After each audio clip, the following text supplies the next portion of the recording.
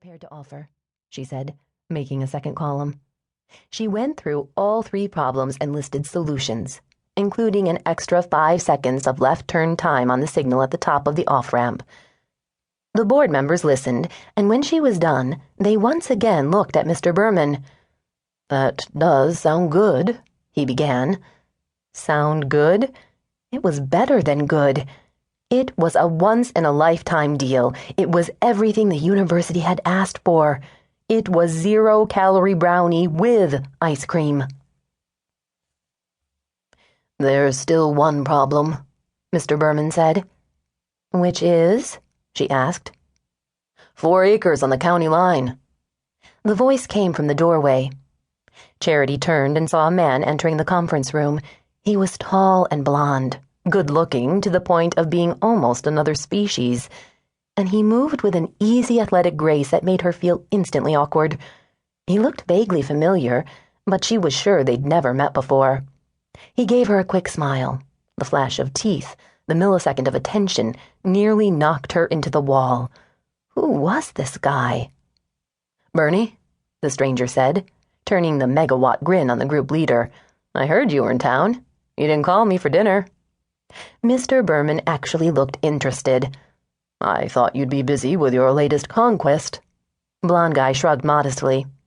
"I always have time for anyone from the university. Sharon, Martin." He greeted everyone else at the table, shook a few hands, winked at the old lady at the end, then turned back to Charity. "Sorry to interrupt. I'm sure under normal circumstances you could deal with this problem without breaking a sweat. But the reason we don't have a deal isn't the lease reversion or the traffic light." He moved close and took the pen from her hand. "It's the 4 acres the university has been offered by a very wealthy alumni family. They want their name on the building, and they're willing to pay for that privilege."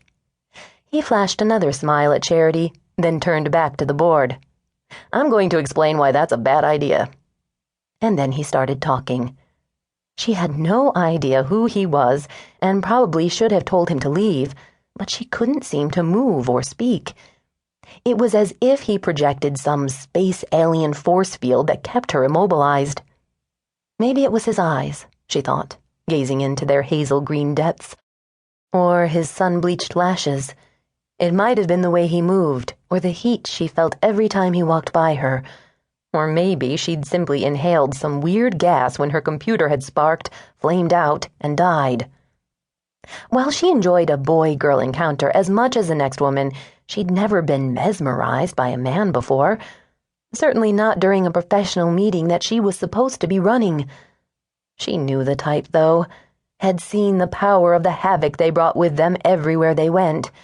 Self-preservation stated she should stay far, far away. And she would, just as soon as the meeting was over. She squared her shoulders, determined to regain control of herself and the meeting. Then her mystery invader's words sunk in. A gift of prime real estate would be hard for any university to refuse.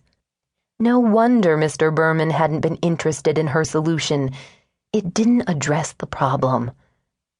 "The research you're talking about is important to all of us," Blonde Guy concluded, "which is why the city's offer is the best one on the table." Charity forced her attention to Mr. Berman, who was nodding slowly. "You've made some good points, Josh." "Just showing you a few things you might not have thought of," Blonde Guy said modestly. Blonde Guy, who was apparently named Josh. "Charity's done all the work." She frowned. He was taking over her nervous system and her meeting and trying to give her credit? Not at all, she said, relieved the power of speech had returned. "Who could compete with your excellent points?" Josh actually winked at her, then reached for the folder on the table. "This is the letter of intent. I think the signing has been put off long enough, don't you, Bernie?" Mr. Berman nodded slowly, then pulled a pen out of his suit jacket pocket. "You're right, Josh."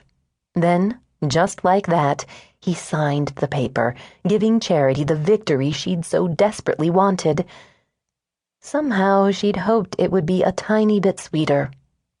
In a matter of minutes, everyone had shaken hands, murmured about setting up the next meeting to get the planning going, and left. Charity was alone in the conference room, only the lingering smell of burned plastic and the sign